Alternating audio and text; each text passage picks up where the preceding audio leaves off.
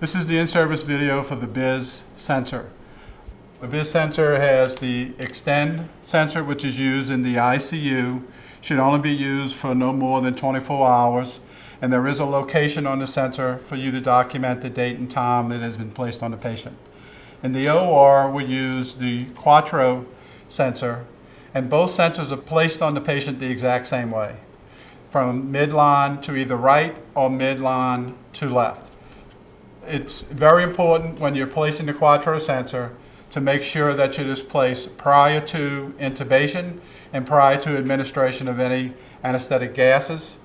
And positioning of the patient for the surgery is important to note also prior to placement of the sensor. The first thing you want to check with the sensor is the expiration date on the back of the packaging and make sure that it has not expired. The first step in applying the sensor is to take an alcohol swab and to remove any oiliness of the skin by wiping the area across the forehead in the angle that you're going to, including the midline on the side of the eye. Next, open your packaging. Remove the tray with the sensor in place. Remove the sensor from the tray. Each sensor has numbered 1 through 4 for location of the sensor placement. On the back of the sensor, you'll see the adhesive with the green center part, which is the contact where the gel is located that'll make contact with the patient's skin.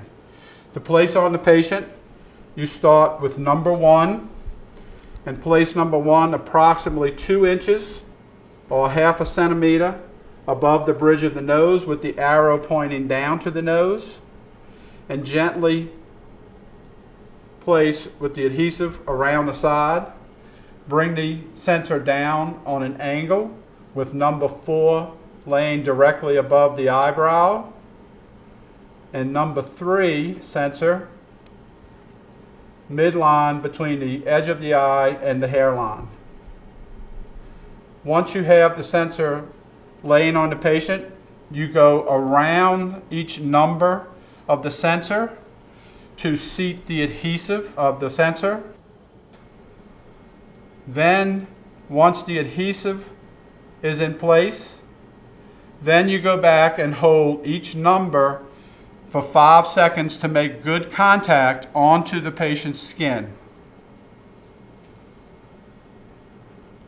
1, 2, 3, 4, 5. Once the sensor is in place, you attach the connector. Only goes one way with the little notch. Slot it in place, placing the sensor on first and then attaching the sensor cable. If you're concerned about twisting of the cable, you can place a little adhesive tape to hold the sensor to prevent that twisting. To remove the sensor, push the button on top of the connector to release and slowly disconnect the sensor from the cable connection. Then slowly peel the sensor off of the patient's skin. You may see some redness where the sensors were located, and that will resolve normally.